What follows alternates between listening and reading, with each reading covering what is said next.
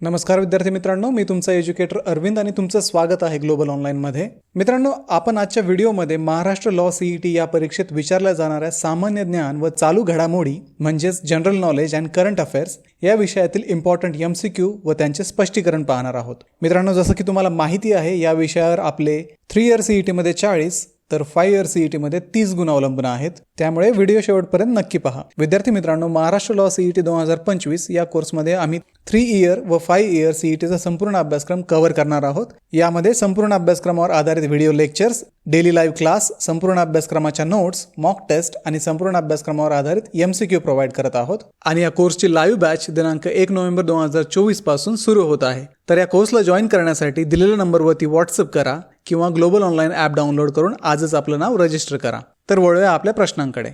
प्रश्न आहे, वातावरणाच्या वरच्या भागात काही ठिकाणी आढळणारे अतिवेगवान वारे म्हणजे डॅश डॅश.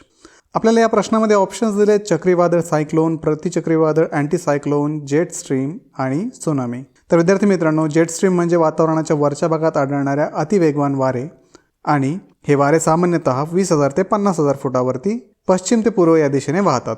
जेट स्ट्रीम हवामानाच्या विविध घटनांवरती आपला प्रभाव टाकतात आणि त्यांचा वेग 300 ते 400 किलोमीटर प्रति तास पोहोचू शकतो. तर या प्रश्नाचं योग्य उत्तर आहे ऑप्शन क, जेट स्ट्रीम. चला पुढचा प्रश्न पाहूयात. माउंट किलिमांजारो हे आफ्रिका खंडातील सर्वोच्च शिखर खालीलपैकी कोणत्या देशात स्थित आहे? आपल्याला या प्रश्नामध्ये ऑप्शन्स दिलेत: अ, केनिया, ऑप्शन ब, टांझानिया, ऑप्शन क, मोझांबिक आणि ऑप्शन ड, इथिओपिया. माउंट किलिमांजारो हा आफ्रिका खंडातील सर्वोच्च शिखर आहे, जो टांझानिया देशात स्थित आहे आणि या पर्वताची उंची सुमारे 5,895 मीटर आहे आणि तो एक प्रसिद्ध पर्यटन स्थळ आहे. तर या प्रश्नाचं योग्य उत्तर आहे ऑप्शन ब, टांझानिया. चला पुढचा प्रश्न पाहूयात. गंगा नदी जेथे बंगालच्या उपसागरास मिळते तेथे गंगेच्या मुखाशी गाळ साचून डॅश डॅश या नावाचे बेट तयार झाले आहेत. आपल्याला ऑप्शन दिलेत: अ, सुंदरबन, ब, प्रयाग, क, न्यू मुरे आणि ड, कोलकाता. तर विद्यार्थी मित्रांनो, गंगा नदी जेव्हा बंगालच्या उपसागरात मिळते तेव्हा गंगेच्या मुखाशी गाळ साचून सुंदरबन या नावाचे बेट तयार झाले आहे. सुंदरबन हे जगातील सर्वात मोठे डेल्टा बेट आहे, जे गंगा, ब्रह्मपुत्र आणि मेघना नद्या यांच्या संगमावरती स्थित आहे. हे क्षेत्र आपल्या अद्वितीय मँग्रोव्ह वनस्पतींसाठी प्रसिद्ध आहे आणि येथे अनेक प्रकारची जैवविविधता आढळते. तर या प्रश्नाचं योग्य उत्तर आहे अ, सुंदरबन. आपल्याला पुढचा प्रश्न दिला आहे: प्लुटोला सूर्याभोवती एक प्रदक्षिणा पूर्ण करण्यास लागणारा कालावधी डॅश डॅश आहे. त्याचे ऑप्शन्स आहेत: अ, 29.46 वर्ष, 84.66 वर्ष, 164.8 वर्ष आणि 247.7 वर्ष. तर विद्यार्थी मित्रांनो, प्लुटोला सूर्याभोवती एक प्रदक्षिणा पूर्ण करण्यास लागणारा कालावधी 247.7 वर्ष आहे. तर या प्रश्नाचं योग्य उत्तर आहे ऑप्शन ड, 247.7 वर्ष. पुढचा प्रश्न आहे: उल्कापाषाणाच्या जमिनीवर आपटण्यामुळे जमिनीवर प्रचंड खड्डे निर्माण होतात. महाराष्ट्रातील बुलढाणा जिल्ह्यातील डॅश डॅश येथील सरोवर हे त्याचे उत्तम उदाहरण होय.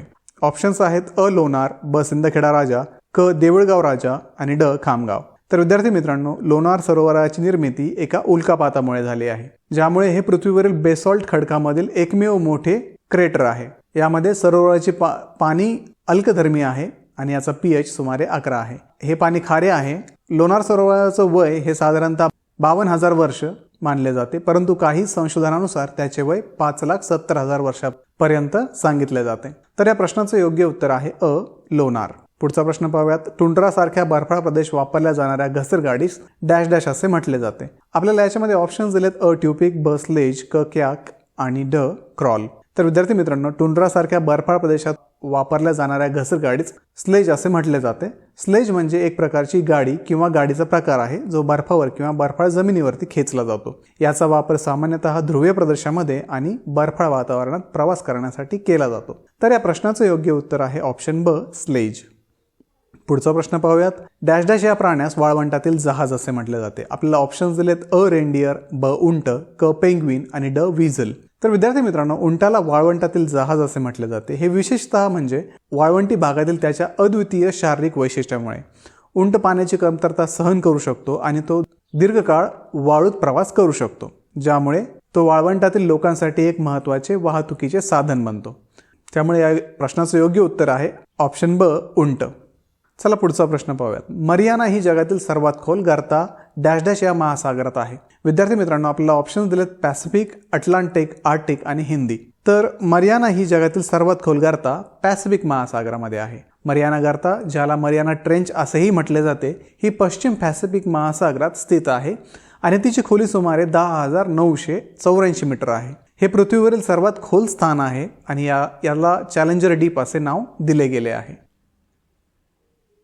पुढचा प्रश्न आहे, समुद्रमार्गे आफ्रिकेला वळसा घालताना लागणारे भूशीर डॅश डॅश. आपल्याला ऑप्शन्स दिले, त्याच्यामध्ये Panama, cape of good hope, Palk आणि मालाक्का. विद्यार्थी मित्रांनो, समुद्रमार्गे जर आफ्रिकेला वळसा घालताना लागणारे भूशीर केप ऑफ गुड होप या नावाने ओळखले जाते. हे दक्षिण आफ्रिकेच्या केप प्रायद्वीपावरती स्थित आहे आणि अटलांटिक महासागरात याचे एक महत्त्वाचे नैसर्गिक ठिकाण आहे. केप ऑफ गुड होप हा समुद्री मार्ग म्हणून ऐतिहासिक दृष्ट्या महत्त्वाचा आहे. विशेषतः युरोप आणि आशिया दरम्यान व्यापारासाठी याचा उपयोग केला जातो. पुढचा प्रश्न पाहूयात, खालीलपैकी कोणत्या गटातील ग्रहांना उपग्रह नाहीत? आपल्या ऑप्शन्स दिलेत, बुध आणि शुक्र, ब पृथ्वी आणि मंगळ, क गुरु आणि मंगळ आणि ड नेपच्यून आणि गुरु.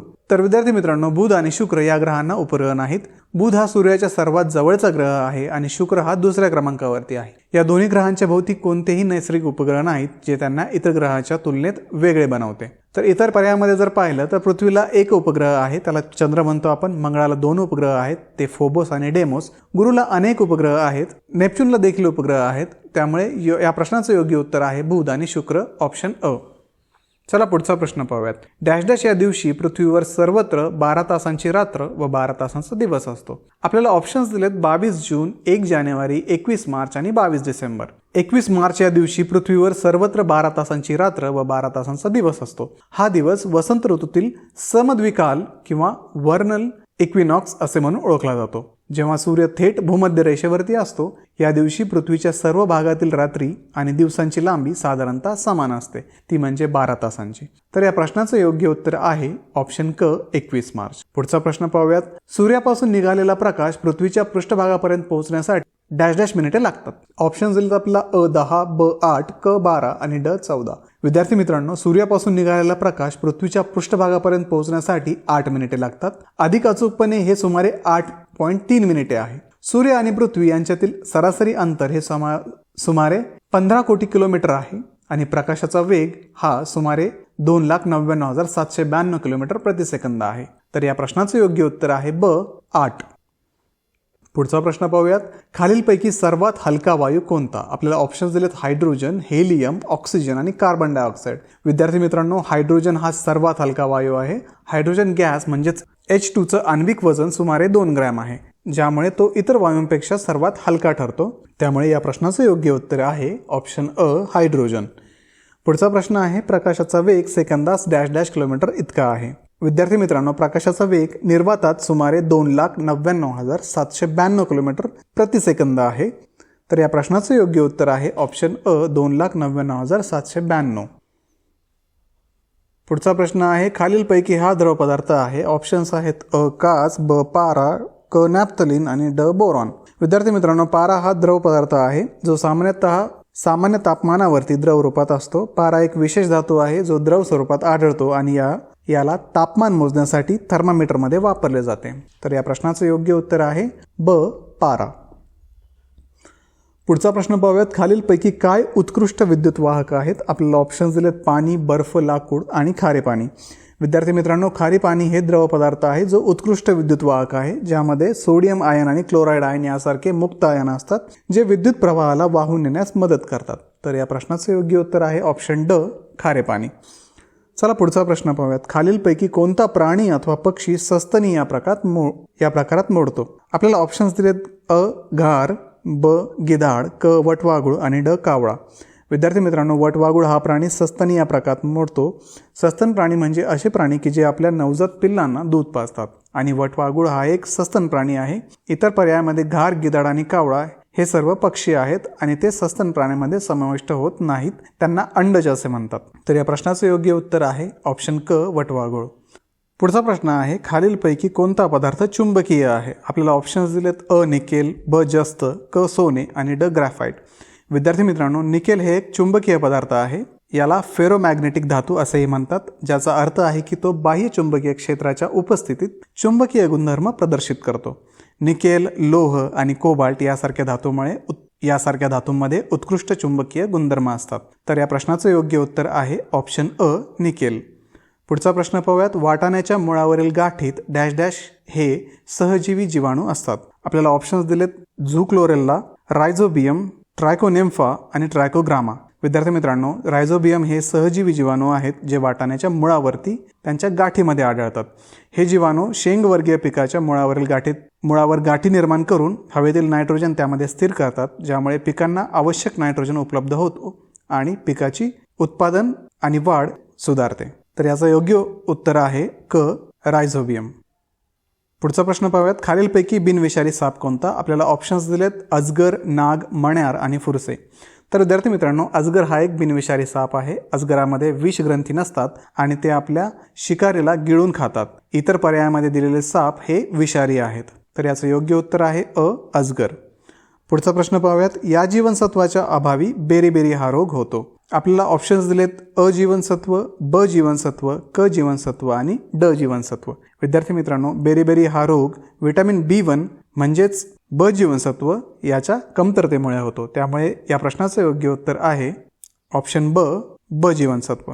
तर या बेरीबेरी रोगामध्ये हृदयासंबंधित समस्या आणि स्नायूंच्या कार्यात अडचणी यासारख्या समस्या शरीरामध्ये उद्भवतात. पुढचा प्रश्न आहे. खालीलपैकी डॅश डॅश हा उष्ण रक्ताचा प्राणी आहे. आपल्याला ऑप्शन्स दिले. त्याच्यामध्ये बेडूक, देवमासा, टोळ आणि पाल. विद्यार्थी मित्रांनो, देवमासा हा उष्ण रक्ताचा प्राणी आहे.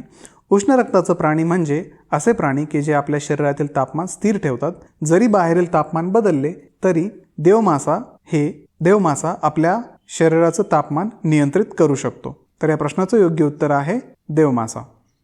चला पुढचा प्रश्न पाहूयात. खालीलपैकी कोणत्या साधनाने हृदयाचे ठोके मोजले जातात? आपल्याला ऑप्शन्स दिलेत. कार्डिओग्राफ, स्टेथोस्कोप, थर्मामीटर आणि अल्टीमीटर. तर विद्यार्थी मित्रांनो, स्टेथोस्कोप हे एक वैद्यकीय उपकरण आहे जे हृदयाचे ठोके मोजण्यासाठी आणि आतला आवाज ऐकण्यासाठी वापरले जाते. डॉक्टर हृदय, फुफ्फुसे आणि अन्य अंगाचे आवाज ऐकण्यासाठी या यंत्राचा वापर करतात. त्यामुळे ते रोगांची स्थिती समजून घेऊ शकतात. इतर ऑप्शनमध्ये जर आपण पाहिलं तर कार्डिओग्राफमध्ये हृदयाच्या विद्युत क्रियांची नोंद ठेवली जाते. थर्मामीटरमध्ये तापमानाची नोंद केली जाते आणि अल्टीमीटर उंची मोजण्यासाठी वापरले जाते. यानंतर पुढचा प्रश्न आहे. माणसाच्या शरीरात रक्ताचे प्रमाण किती टक्के असते? आपल्याला ऑप्शन्स दिलेत. 20%, 7%, 10% आणि 15%. तर विद्यार्थी मित्रांनो, मानवी शरीरात रक्ताचे प्रमाण साधारणतः 7% असते. एक सामान्य प्रौढ व्यक्तीच्या शरीरात सुमारे 4.5 ते 5.5 लिटर रक्त असते, जे त्याच्या एकूण शरीराच्या वजनाच्या 7 ते 8% आसपास आहे. तर या प्रश्नाचं योग्य उत्तर आहे ऑप्शन ब, 7. पुढचा प्रश्न आहे. खालीलपैकी सर्वाधिक दीर्घायुषी जीव कोणता? आपल्याला ऑप्शन्स दिलेत. हत्ती, पोपट, गरुड आणि कासव. तर विद्यार्थी मित्रांनो, कासव हा दीर्घायुषी जीव आहे. काही कासव, विशेषतः अल्डाब्रा विशाल कासव आणि गॅलापागोस कासव हे 150 वर्षांपर्यंत जगू शकते. विशेषतः अल्डाब्रा कासवाचा एक नमुना 255 वर्षाचा होता.